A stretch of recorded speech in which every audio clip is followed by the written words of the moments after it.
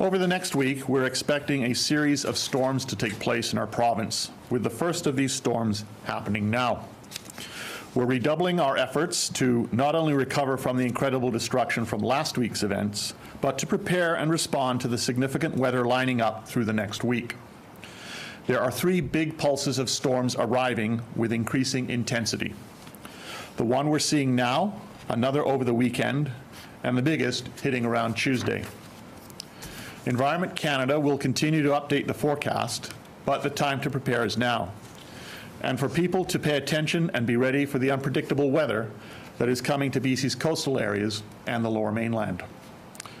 I urge all British Columbians to be extremely vigilant. Keep a close eye on weather alerts for your area from Environment Canada. Check regularly for updates, warnings, and alerts from local governments and First Nation authorities.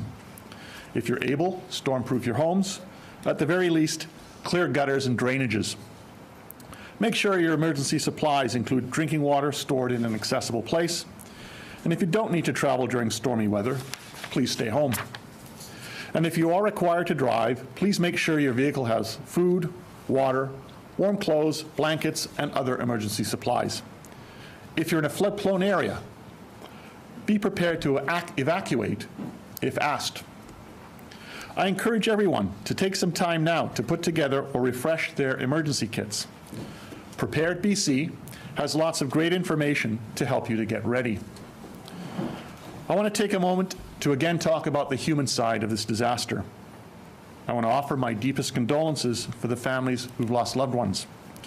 Thousands have been forced from their homes and properties, and they're all struggling with the stress, uncertainties, and loss.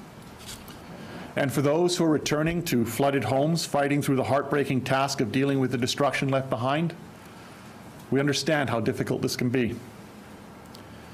If you're evacuated or affected by flooding and need support, please contact your local designated reception center or emergency support services.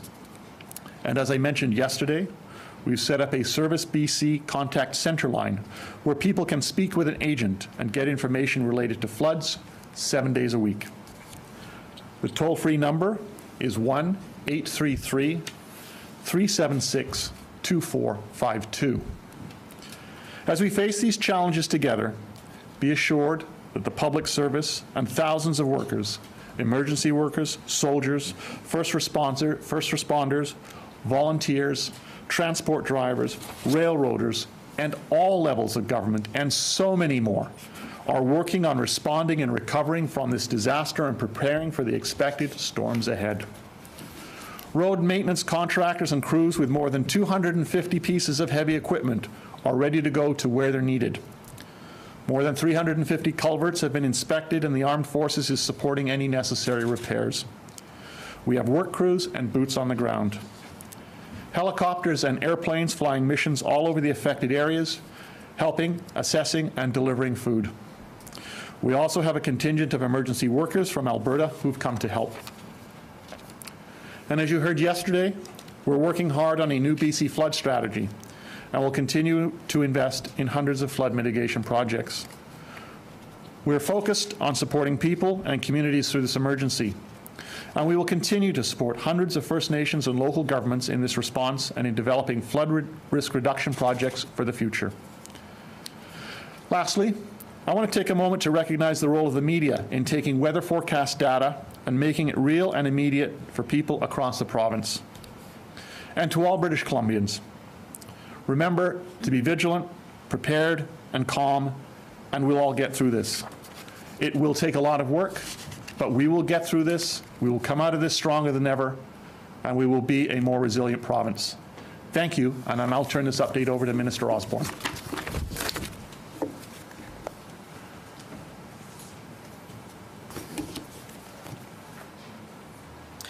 Thank you, Minister Farnworth, and good afternoon, everybody. I want to start also by acknowledging the territory of the Lekwungen people of the Songhees and Esquimalt First Nations, and also to begin by acknowledging the incredible hardship that communities and people have faced over the past week. I express my condolences to the families of the British Columbians who have lost loved ones. and I want to assure people in all communities impacted by floods and mudslides that we are here for you.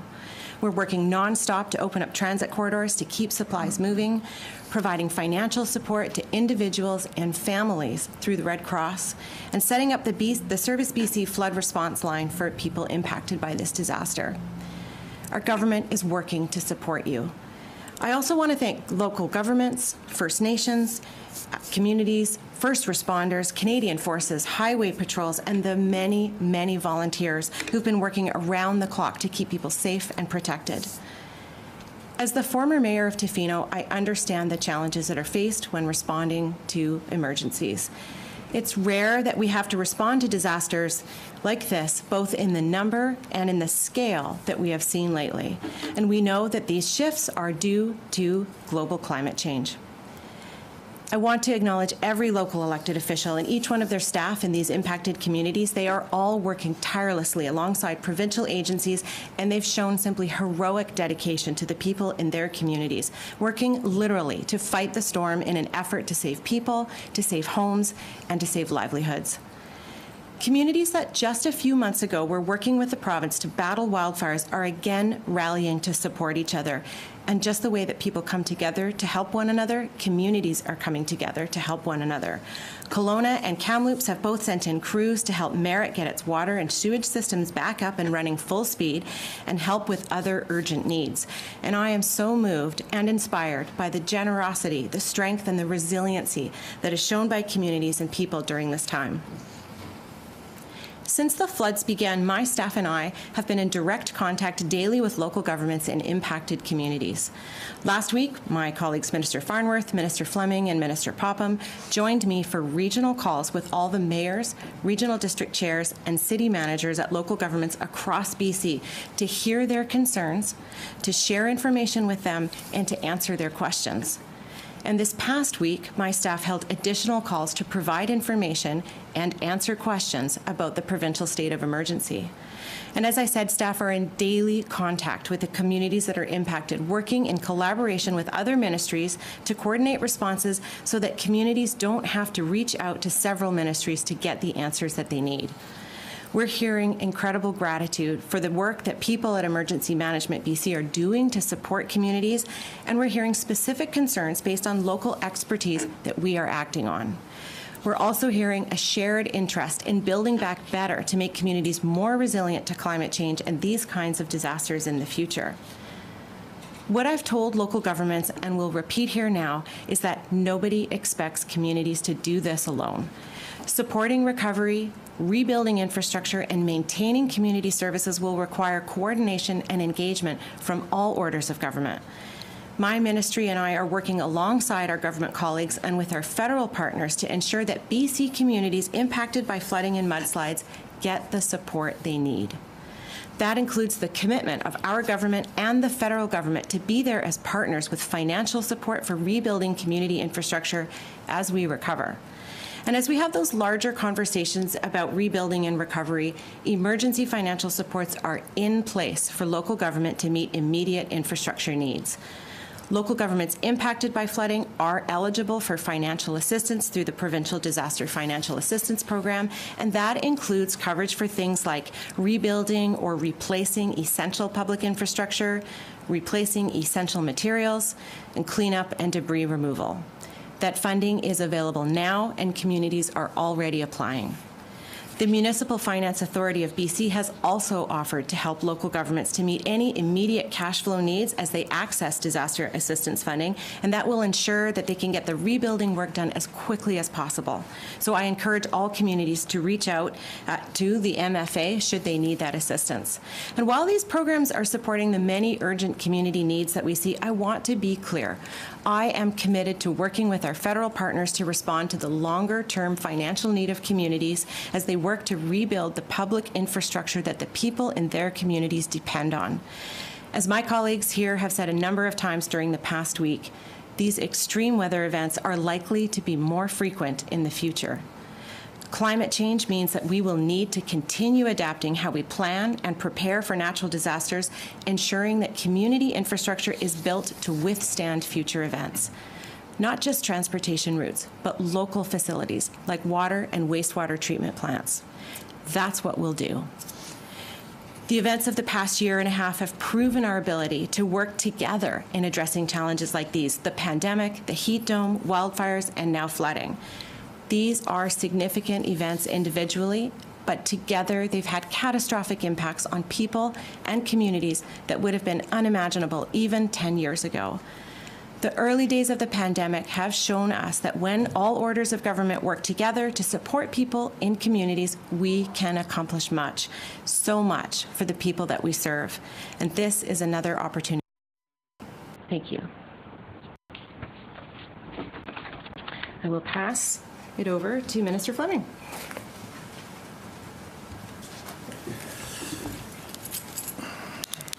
Thank you very much, Minister Osborne, and good afternoon. I would like to begin the Ministry of Transportation and Infrastructure update today with an update on Highway 1 in the Sumas area. We've had geotechnical engineers confirm that the road is safe for travel, and it will open at 2 o'clock this afternoon. This will provide a lot of welcome congestion relief and mobility for the region, and I want to thank people for their patience over the past several days. However, I want to emphasize that while having the main artery open through the Fraser Valley is good news, it will not be travel as normal. Rather, it will be slow going with reduced speed limits, and people will, again, ask to be patient. Highway 1 will not be subject to a travel order. It will be available for general travel, but we are asking people to consider whether their travel is absolutely necessary. And a reminder that many of these temporary fixes are to get people in the region moving once again, and we'll be watching the road closely, particularly in light of the rain that is falling now, with more in the forecast. We hope and expect that Highway 1 will be able to remain open, but we will be constantly monitoring its performance, and if necessary, we may have to close the highway again, because safety is always our first priority. But with that caution, this is definitely good news. As we continue to reopen our highways, so we reopen our supply chains and reconnect our communities. Opening Highway 1 will help relieve the congestion that we've seen on Highway 7. Travel restrictions will remain in place on Highway 7, though, for the time being. We'll update later on that. But Highway 7 has been deemed essential for the movement of goods and services, and will continue to be for the near future. I want to move to the Coquihalla and make some remarks about some of the thinking around temporary repairs of a very significant provincial highway. We've all seen the images. The Coquihalla was heavily damaged by the deluge of these historical rains. All told, about 20 sites have been damaged or washed away, and that is about 130 kilometers of the corridor that is affected. This includes 5 bridges where spans completely collapsed or were otherwise heavily damaged. And this is going to be a daunting task to get that highway back to being fully operational, but I'm pleased to report that the work has begun right now. We have over 100 pieces of equipment working around the clock to restore temporary access as quickly as possible. We are currently blasting rock at 3 sites. We are mobilizing equipment to another 2 sites. We have completed the cleanup at 2 large debris flow sites on the Coquihalla as well. As it relates to site-specific updates along the Coquihalla, moving from north from Hope to Merritt, at the Jessica Bridge, we are currently installing a temporary bridge while we demolish the span that collapsed. At the Carolyn Bridge, construction access has been built. At the Bottletop Bridge, we are working on installing a temporary access bridge to get crews across while we demolish the collapsed span there. At the Brody Bridge, we're working to protect the abutments there. At the Murray Flats, we're currently rebuilding lanes at 4 different sites, and we're also conducting on the Coquihalla in-river work. This is happening at many sites to prevent further erosion and to properly channel the water back under the main spans. In terms of timelines, we're reasonably optimistic that enough temporary repairs can be completed to allow commercial traffic on the corridor in about 2 months' time, by late January. But with that, I do have to caution that the weather will be a factor and a key consideration in determining whether we can reach that target. When we do open up, obviously like other highways that have been impacted, it won't be business as usual on the Coquihalla. There will be 2 segments, each 20 to 30 kilometers in length, where the highway will have to have reduced speeds and only 1 lane in each direction will be possible. I suppose if there is something fortunate about the Coquihalla damage, it is that the areas that experience the most challenging winter conditions were not as impacted, and we will have the same road standard as before the storms. This includes Snowshed Hill and across the Coquihalla Summit, as well as Larson Hill and the segment from Larson Hill to Merritt. We'll be providing a lot more information about what drivers can expect along the corridor as we continue to work to fix and remediate Highway 5 and as we finalize some of the work plans that are being contemplated right now. Let me just say in closing that we've never seen anything like this in BC in terms of how many highways have been impacted all at once. We have 200 sites across the South Coast and interior that were impacted. Some of these highways are vital for the movement of essential goods, but all of them are vital for the people who live and travel in those areas. And I can't thank enough the crews who've been working flat out in the rain, in the weather, making immediate repairs to get people moving again. The stories of what those contractors have been able to accomplish working with Ministry of Transportation staff is nothing short of incredible. And I want to acknowledge the challenges of those who are living in areas where restoring highway access is going to take many, many months simply because the damage has been so severe. And this includes Highway 1 through the Fraser Canyon. It includes Highway 8. We will move as quickly as possible to restore access for all those affected. We will provide updates as plans progress, and we will continue, of course, to update you on the status of our highways, but I also encourage everyone to consult and visit Drive BC for the latest information on highway conditions and on highways that are open, and I would now ask Minister Popham to provide her update.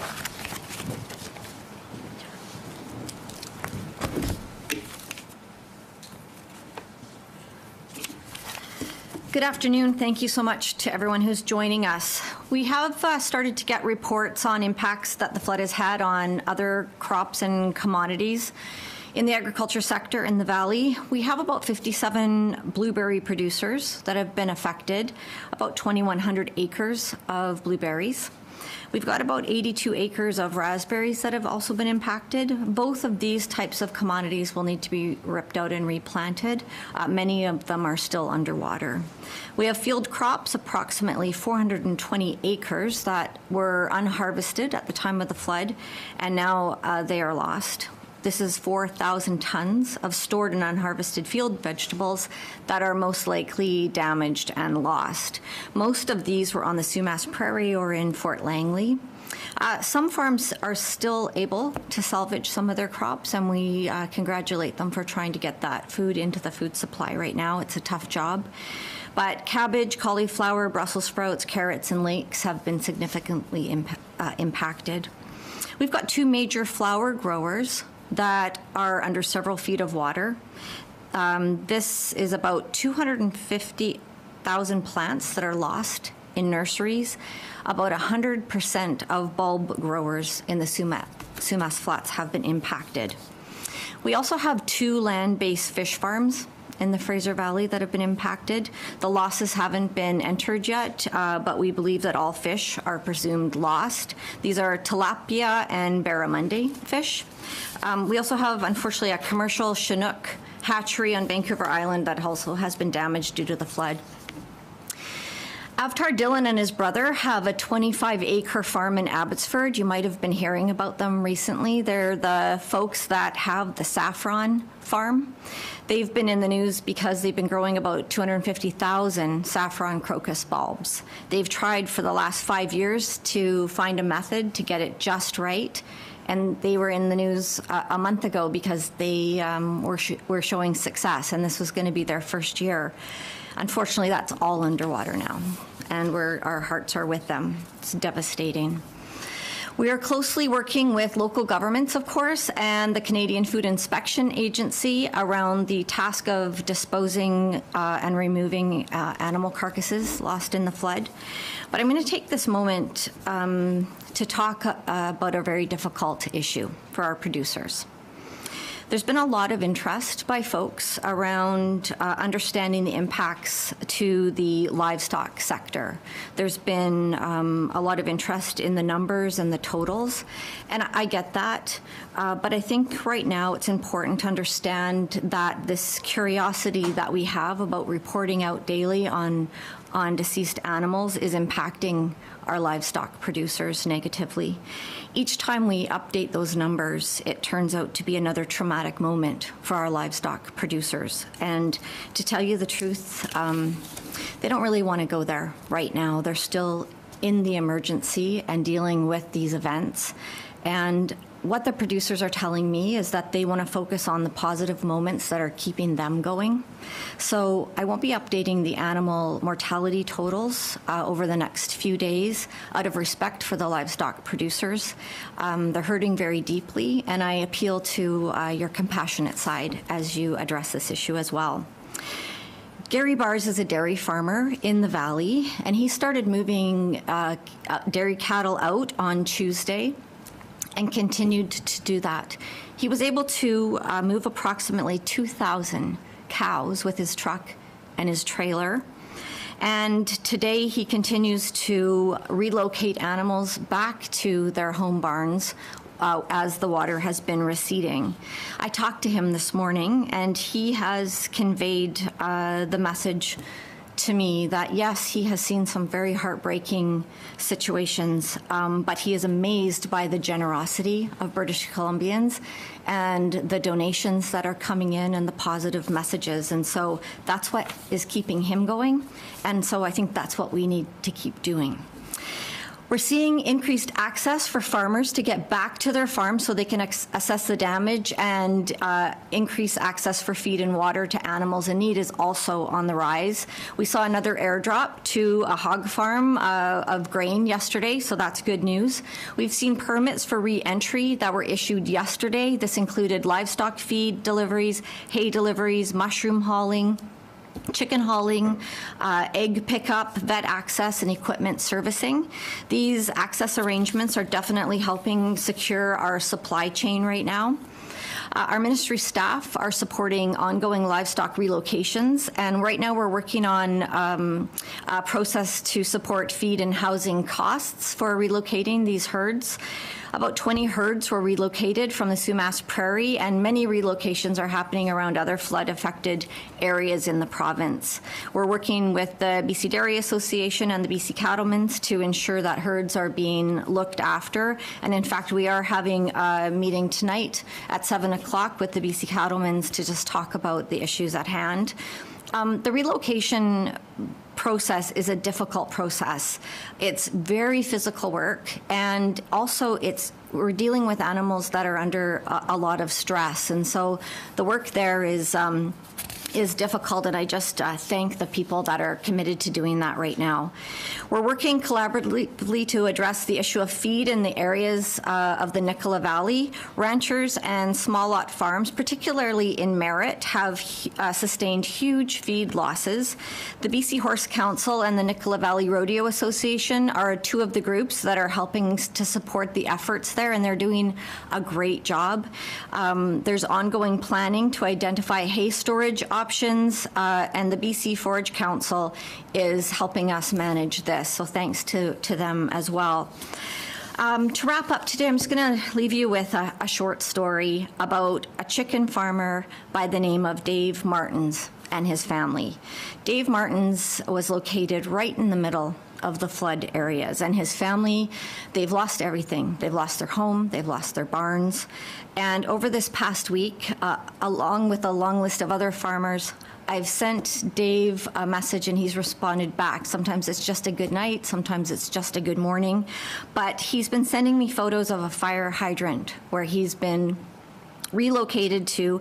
Outside of that home is a fire hydrant that shows the levels of the water receding. Yesterday he sent me a photo of that fire hydrant and all the water had receded around. But he sent me a picture this morning, and it's a pile of stuff that he and his wife grabbed as they rushed out of their place. And in that pile of stuff was a wall hanging, and it's the word hope. He texted me that he walked by that pile of stuff this morning, and he said to himself, "No kidding, Dave, that's my glimmer of hope." So if Dave and his family can feel hope at this time, it's a reminder to all of us that we will get there if we stick together, and we will rebuild. Thank you. A reminder to media on the line, please press *1 to enter the queue. You'll be limited to one question and one follow-up. We'll start here in the room. First question to Mira Bain, CBC. Minister Farnworth, how concerned are you about water contamination in the flood zone, especially for those residents with private wells? What's the province doing to monitor drinking water quality, and how long will this monitoring go on for? So there are a number of approaches that are taken when dealing with drinking water in the flood-impacted areas. First off, many municipalities shut down their water system to protect the overall water system. At the same time, we are aware, and then manure systems were also closed down as well to limit the amount of contamination. That being said, we do get water tested. Public health is involved in that regard to ensure that when an evacuation order is lifted, that people are able to return safely, and that includes water. It may well be that in a number of instances, and we have seen those, where a boil water advisory is in place until either wells are cleared for full use, but there is significant attention paid to water quality and the ability to make sure that when people go back, it is safe for them. Mira, do you have a follow-up? The Thompson-Nicola Regional Director for Spence's Bridge area has appealed for help for communities along Highway 8. Can you please update the situation there and what's being done to help? There is significant help and assistance in the area of Highway 8. As we know, that particular highway was impacted beyond belief. So there have been airdrops of food going in. There have been initiatives to use forest roads to provide access. There is military flights that have also assisted in dropping off, but also in using LiDAR, for example, to be able to assess the state of the road and a potential reworking of that road. But in terms of ensuring that people have emergency supports, the EMBC is working to make sure that those are in place. And as far as we are aware, at this point in time, everyone who needs to be able to access supports is able to. But I will say this, if there is someone who feels they're not, absolutely to get in contact with Emergency Management BC and those lines there. And at the same time, TELUS is working very hard to ensure that connectivity is restored along that route. For the next question, we go to the phones. Prabjot Kalan, Omni TV. Yeah, thank you so much for taking the question. And I spoke to a number of Smash Prairie, blueberry and vegetable growers, farmers. They want government to ask banks to hold any equipment or mortgage payment at least 6 months with no interest, as they are now jobless and homeless. So is the government thinking about that? What I can tell you is that given the scope of this disaster and the different kinds of supports that are going to be needed, we are working very closely to determine exactly what those needs are. There are obviously insurance programs that are in place, both in terms of disaster financial assistance, which can look after a lot of infrastructure. We know that there are farm programs in place, but we also know there may be additional gaps that we need to deal with, and that's where we're working very closely with the federal government to make sure that we are in a position to deal with those kinds of situations. Prabjot, do you have a follow-up? Yes, but they can't pay any payment at this moment because they are not their homes. They are living somewhere else. They don't have the documents, IDs. They want governments to hold their payments. And the second question is, I know it's too early. They can't go their homes and what's going to happen next, but they are in flood zone. So what's going to happen next to them? Why, first of all, municipalities is allowing them to stay or develop their properties if there's no insurance, no coverage at all?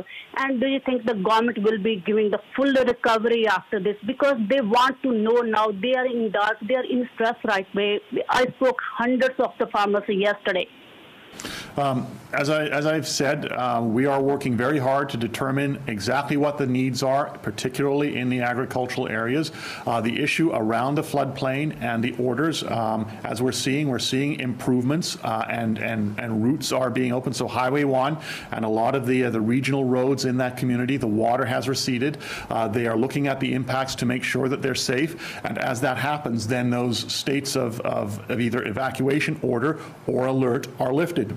At the same time, we know there is significant financial impact to farmers. And as I said, there are, agricultural programs in place, but we also know there are gaps, and that's why, particularly given the nature of this event and the nature of the damage, we'll be working very closely with the federal government to ensure that we are able to get the assistance that people impacted, particularly in these areas that you're talking about, available.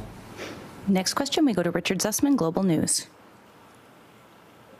For Minister Fleming, I know you mentioned that the hope is once Highway 1 reopens, it won't have to close again, but with the storms coming up, what metrics will the province be looking at in terms of the potential of closing that span again?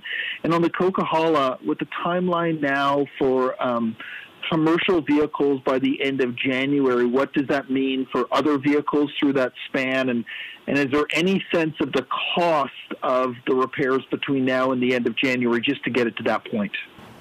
Sure. Thank you, Richard. Let me start with the Coquihalla first. The plan is to continue to see what is possible and prioritize commercial traffic through the number 5. So alongside of that is maintaining the functionality of Highway 3, which, as you know, reopened last Friday, and we have crews out there continuously improving it. So having those 2 highways connecting to the interior will be incredibly valuable along with Highway 99. No idea on cost at this point in time, but we have engineers assessing the extent of the damage.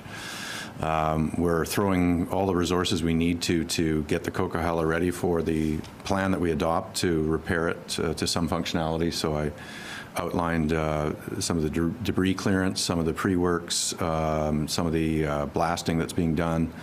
We're armoring the sections of the Coquihalla that are intact as well to get ready for anticipated storm events.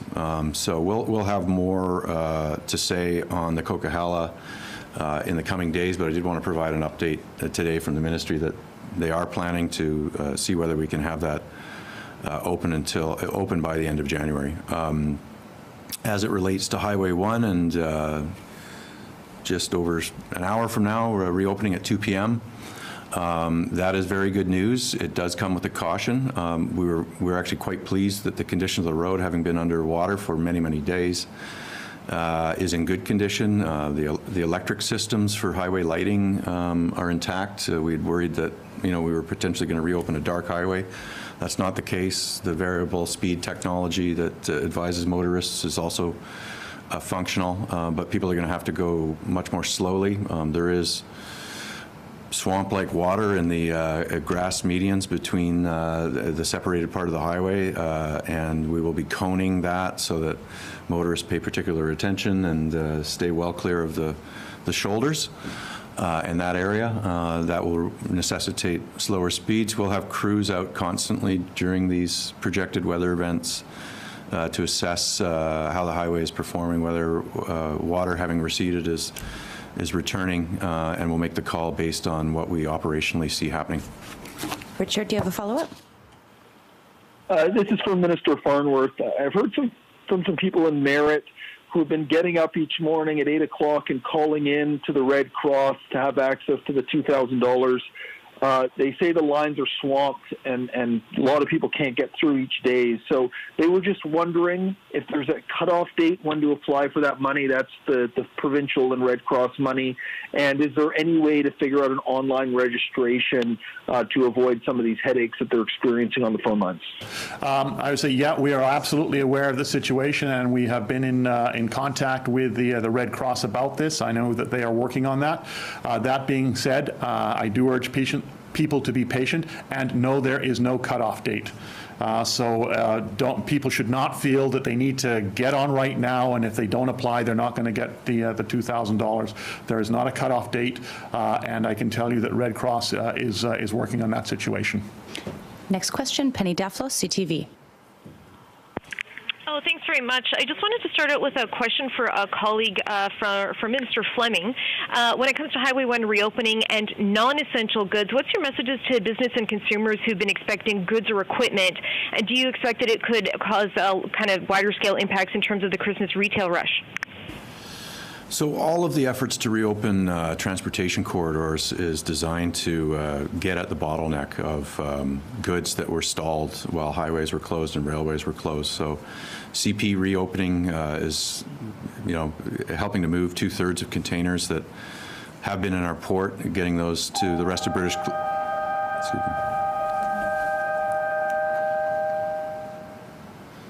Getting those goods to the rest of British Columbia and the rest of Canada.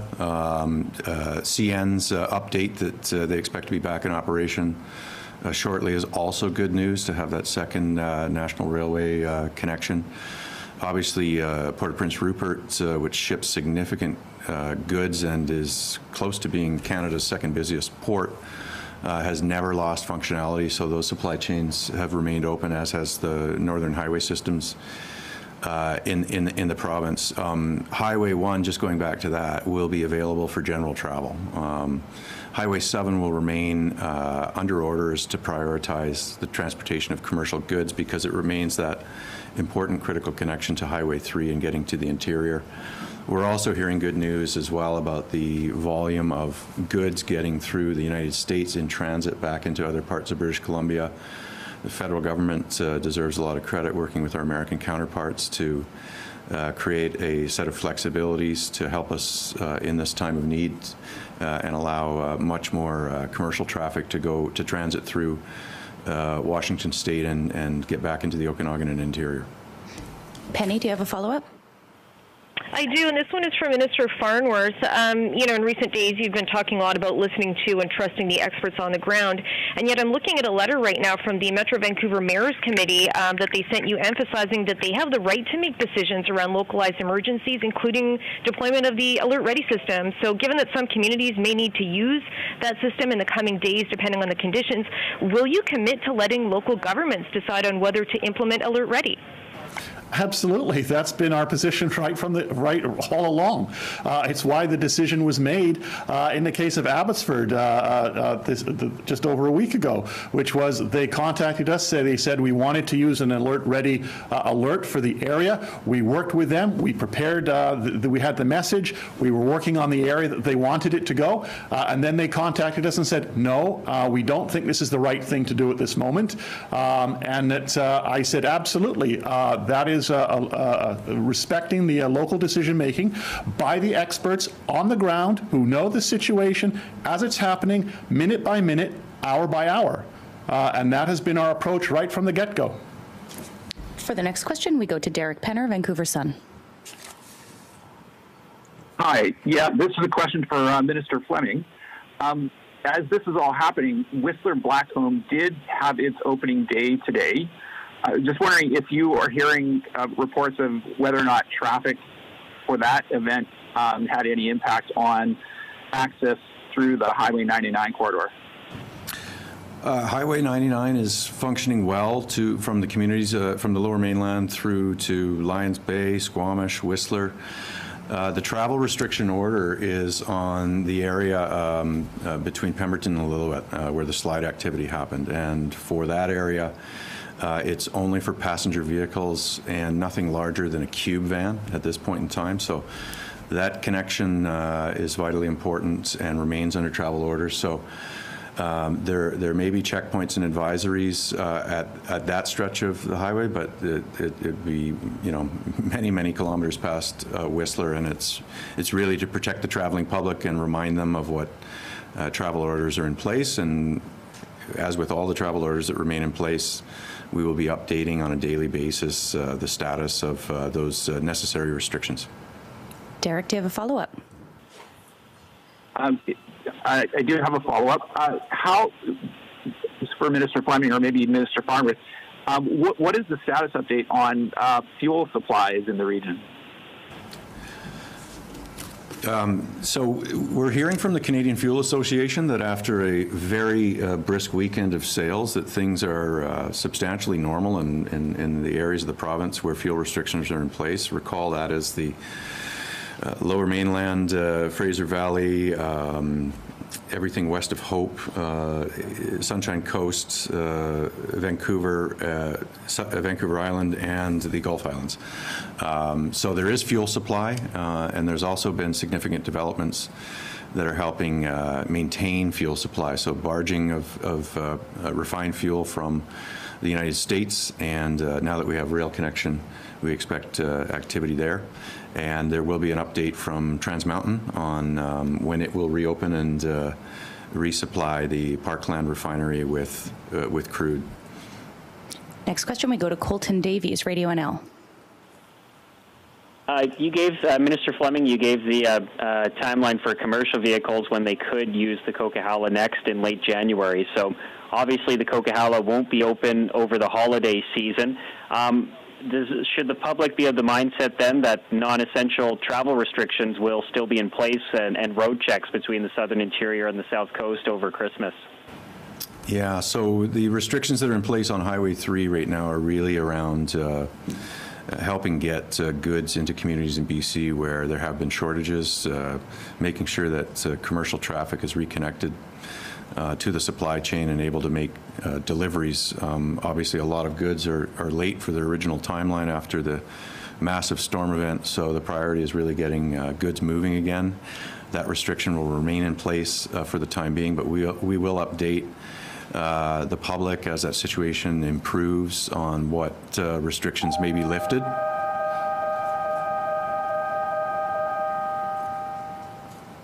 So those timelines will be updated as we move forward. Colton, do you have a follow-up?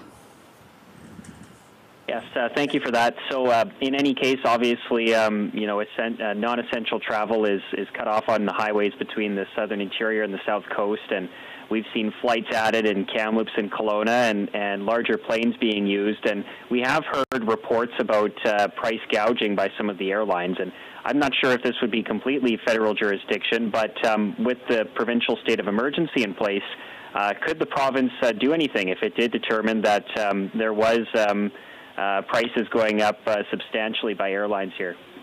Thanks for that question. That's certainly an issue that we can be following up on. I know initially, after we saw after the disaster took place, what we noticed was that the airlines were actually the prices were stable and not increasing. So if there is an indication that is taking place, obviously we would be looking at what we can do as a province, but also given that airlines are federally regulated, working with the federal government to make sure that is something that's not taking place.